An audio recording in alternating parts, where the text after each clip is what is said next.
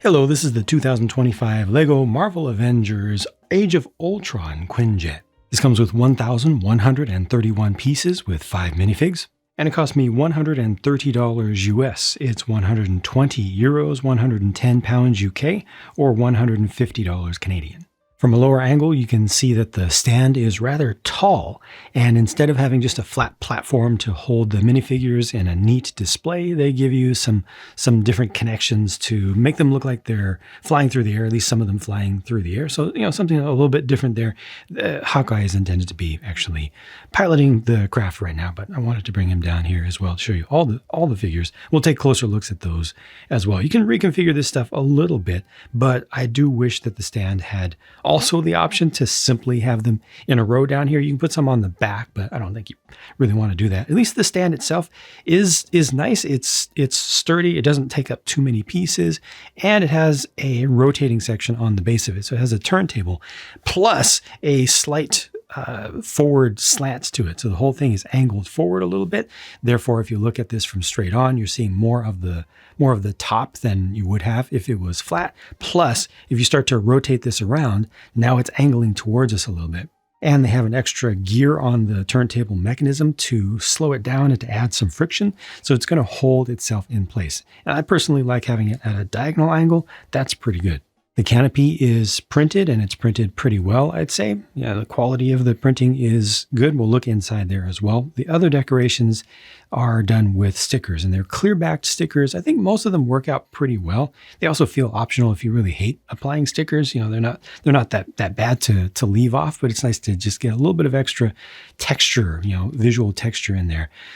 Lego's clear-back stickers are still not good these days. They used to be much, much better, even going all the way back to the 70s at least.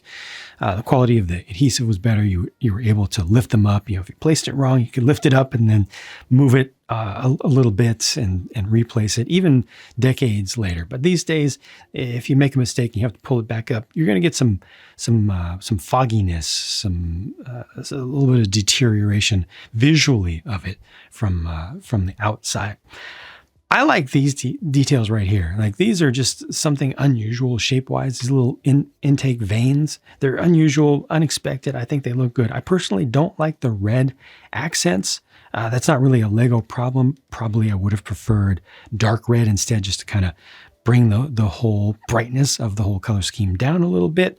The way it's color graded in the movie makes it a little bit more dim, but that's a me thing more than anything. I love how little you end up with a gap right here and also right here, because these are joints that can rotate, right? But yet there's practically no gap. I mean, there's very, very little gap in there, and very, very little gap here. This is to retract, right, when it goes into its landed mode.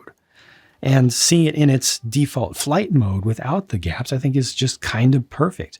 I like this shaping here, although I wish that there was a black piece, and I am nitpicking, but hey, I'm just telling you how I feel about this thing. I wish there was a black piece, just a tile inside of there to hide the gray. Just would have looked just a little bit nicer at the expense of 2 pieces, one for either side. This shaping here is smooth and nice. The front of it is smoothed off nicely.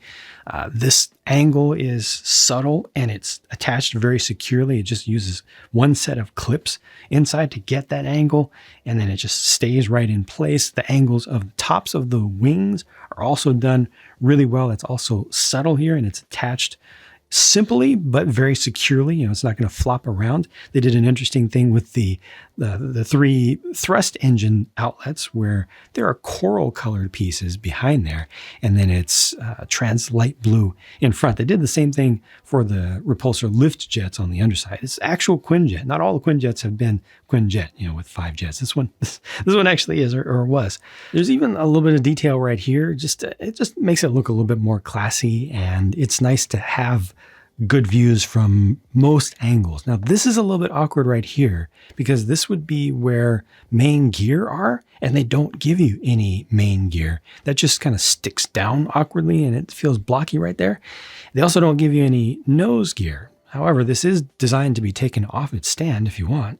And like I said, the whole thing is just built securely enough that I don't really worry here about handling it from just about any angle. It pretty much the vertical stabs are the only things that can really be pulled off easily, just because they're attached with, there's 4 studs there. But even that is not too bad. I don't feel bad about that. This is very handleable from more angles and from more places than I normally would expect. And there's nothing that's floppy on this. Obviously, you can start to knock these off if you're really, really rough with it, but they're pretty good as well. So handleability and swishability is excellent with this thing. I mean, it's just very confidence inspiring. It also feels lighter than I would expect for something of this size and this level of detail and fit and finish, especially with, all of the tiling that's done here. Often that involves an extra layer of plates or tiles. So you start to get thicker sub-assemblies. This here, it's mostly 2 to 3 plate thick assemblies for the whole thing.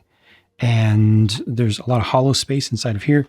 I'll show you the interior as well, which is hollow to good effect. But yeah, it just feels lighter in weight, but still strong enough. It still holds itself together. On the underside, this doesn't look great. It's never going to look great because you're looking at anti-studs and stuff. But there you've got the lift engines, and those are once again done with translight blue over coral. So underneath here, like there's your glow, right? Hey, it's fine. I think these are stickers on top of that. Of course, you've got a couple of stud shooters, just one on either side. Yeah, only being able to shoot 2 studs is not all that much. I think for a focus on play, the marketing for this really pushes it as more of a play set than a display set. Probably should have had something that repeats a little bit more than that, but it's not that big of a deal. But here's the thing that I like about this entire set the least. When I put it down on the ground, it's like did it crash? Did its nose gear collapse on it? It's almost, the nose is almost touching the ground. Now, sorry about that. You do want to have some forward rake here, but remember this blocky thing that I showed you back here? Like it's just holding the back. What were they thinking there? Seriously, what were they thinking? It doesn't look good to me. It looks crashed.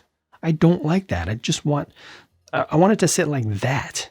This just doesn't make sense to me. This should have had flip up nose gear at the very least, if they were going to include the suggestion of where the main gear go, or just something optional so that you could pull the gear off to put it into its nice, beautiful flight mode and just attach the pieces onto the back of the stand or something. This is just weird. I don't know what's going on there. I would like an explanation for it, honestly. If anybody knows for sure, not trying to figure it out, not thinking, but if you've actually heard from a designer or something why they did this when everything else is so good, let me know. Rounding out the look at the build, all of the cockpit area opens up very easily. I mean, this is just attached with just the studs at the front here. So it makes it nice and easy to take this off as one assembly. And then you have your pilot's position right here with the kind of heads up, projected display right there. And then you've got a couple seats back here, which become a little bit difficult to access, but you can have your fingers this way to get down to those seats. I do wish that there was a little bit better access. Maybe if the seats themselves were just up higher, probably would have made a little bit more sense for us, for us as huge figures to be able to reach down in there. There's one of the screens on the side showing Ultron, and there's the other one showing the status of systems. The cargo area is also accessible easily. It just comes right on up as one thing, so that lets you set things up in here. You've got some clips on the side as well where you can attach some weapons and accessories. And of course, you also have that ramp at the back, which can be opened simply from the outside. And this closes up nicely, gives you a nice subtle angle. It's long enough, so it's not going to be super steep, when you want to drive a motorcycle up into it or out of it. And of course, you do want to have a motorcycle in there. And there's enough headroom here for a figure to fit through, plenty of room in the cargo bay itself to hold that motorcycle. And again, the accessories and stuff. So this works out just fine, even without doing anything special, any kind of special prep. Just put it in there and it works. Obviously, Black Widow should have her hands on the handlebars here, but meh. But this is just a regular modern style of bike with stickers for the sides. So those are clear back stickers once again. The red wheels, nothing special here. It is too bad that they don't give you any clips on the bike to hold the fighting sticks though. Here's a closer look at the figures. It's nice to see the print going all the way through from head to almost toe for Black Widow and literally to toe for Hawkeye. I don't remember if when I first saw the pictures of this set, I recognized that this was a relatively new hairpiece here. I thought it was just a reuse of one of the older ones, but nope, I didn't realize. I think it's the first time I've had that particular piece with the front section of hair that kind of is combed back a bit back into the side. And then we get Quicksilver. That's a highly collectible figure. I'm not sure if we've gotten this hairpiece in white before. Have we gotten it in white? But the figure looks good. I mean, the printing for the torso is very nice on that one. Printing for the head, I think, is cool as well. Could have used some detail given that it's a special rare character to have in Lego form. Could have used some printing for the legs. Absolutely. Am I completely broken up about the fact that they just gave him regular legs? Nah, I'm okay with it. Alternate face there. No alternate face for Hawkeye, unfortunately. But yeah, overall, I think that these are nice. And then here are the robots. I kid. Just another Mark 43 Iron Man with the second gen flip up helmet style. And Ultron we haven't gotten in quite some time, right? Especially with the neck brace thing. I don't know. I think it looks pretty cool. I think the combination of Lego's bright painted silver and their molded silver just looks good to me. It's completely a subjective thing, but I like how it turns out. I like that it has quite a lot of detail in it. Could have used some printing for the arms, sides of the legs, stuff like that. Definitely would have been nicer, but it's another situation where I personally am not bent out of shape, or the fact that they didn't go those extra miles. Obviously, given the prices that we pay for Lego things, they should go the extra mile on pretty much everything. But we know what they do by now. There's some things I feel to fight over, and some things where it's just like, it's just what it is. If you don't like it, don't buy it. Sort of situation for me personally. But I think both of these figures are also just fine. These are the leftover pieces, including a couple of intentionally included extra shots for the stud and tile shooters. And this is the sticker sheet. It is fairly extensive. It's quite a few stickers, but again, thankfully, most of that feels very optional to me. I strongly recommend putting the interior ones on, but the exterior ones, like the Avengers logo is good. The rest, yeah, they add, but you don't lose too much if you leave them off. As you should know by now, I personally am not focused on minifigures when it comes to Lego stuff. I am into the builds, what Lego is all about. The minifigures are accessories. They help bring the stuff to life, but I'm not into the economy of collecting figures and rarity and all that. However, on behalf of folks who do really like the figures, especially for a given licensed theme or something, I personally really want to see a Quicksilver within the next year, included in a smaller, cheaper set, because that is a uniquely valuable element of this entire set here that definitely a fair number of folks will want. Just itself. Ultron, we've gotten Ultrons before. They are available on the aftermarket. Obviously, prices of everything goes up because a lot of Lego fans have a lot of money and are willing to pay huge prices for just everything all the time. And that's why Lego was able to charge us big prices. But despite that, I still personally would like to see something like that made available for folks who aren't willing to or don't want to spend $130 on all of this and might not want all of this, but definitely want to add that character to their Marvel collection because they're just big fans. Again, $130 US for this, that's what I paid. That's what anybody will have to pay for now. It's 120 euros, 110 pounds UK, or $150 Canadian. 1,131 pieces. I'm not surprised at the price here, just for the amount of stuff. If all that you care about is price to part ratio, this looks like a terrible, terrible value. I think that just relative to other things of its size and complexity and the totality of what you get here by Lego standards in 2025 especially, it just doesn't feel that bad, relatively speaking. If this was not Lego, if it didn't have Lego on the box, but it was still licensed, I could see this easily being like $90 in 2025. And probably having all prints as well. Lego stuff is expensive, always has been. And we consumers are largely responsible for that because we are willing to pay these prices. So many of us are willing to pay these prices, and therefore Lego will charge as much as they possibly reasonably can without losing too many sales, to keep those margins up, keep the $2 billion per year profit going.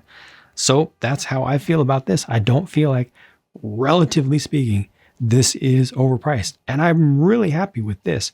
If I was to buy it for myself, I would swap out the red pieces. Probably dark red might not be available for all of the pieces yet. I would want to try dark red, and I would probably just settle on either brown or a dark gray. That's just me. That's completely subjective. It's inaccurate as well. You know, these things should be red. Maybe just a little bit dimmer than that, but that's my big thing about it that I don't like, other than this nose situation, which, you know, again, if I was getting it for myself, I would just modify that. Just add a couple pieces, extend that down, or remove this back here, one or the other. Just make it look like it's in full flight mode or landing mode or something. Just choose one and go with it. I really appreciate the fact that the stand has the ability to rotate, and yet it's not just a floppy one. You know, they added this extra gear. I didn't show you this previously. They added this extra one to just add a little bit of extra friction in there, which is just a nice thing, especially with that slight angle towards the front. So when I do this, which makes me happy, now it's angled towards us on two axes simultaneously and just shows off these beautiful shapes here. Is this the best Quinjet that Lego has ever done? I don't know about that. I still think the Ultimate one was rather epic as a toy. Is this the most accurate one they've ever done? Probably. Smoothest, you know, the closest to a display model, a pure display model with the fewest studs. Not that I have anything against studs, but it's this stuff here. These gaps being so thin, everything fitting together so nicely. It's pretty dang good. So overall, I'm happy with this. I don't know if I'm ever going to be happy with Lego prices in general. Every once in a while, something feels good. This just feels normal to me. Normal, overpriced Lego. Those are my thoughts. Thank you for watching. Thanks to all the folks who came and hung out during the build of this over on Twitch, on my Twitch channel. Be sure to follow me over there as of the week that I'm building this and some of the other August stuff. And for 10 days in total, we're raising funds for Stand Up to Cancer, standuptocancer.org. So we got a whole campaign going for that and raising funds to bring awareness, also sponsor research and sponsor clinical trials to help eradicate cancer. It's a thing that's actually happening. There are increasingly many individual types of cancers that are being stopped and people's lives are being saved. So thanks to all the folks who've been supporting that effort and other charity efforts throughout the year over on Twitch. And I'll keep it going. Bye for now.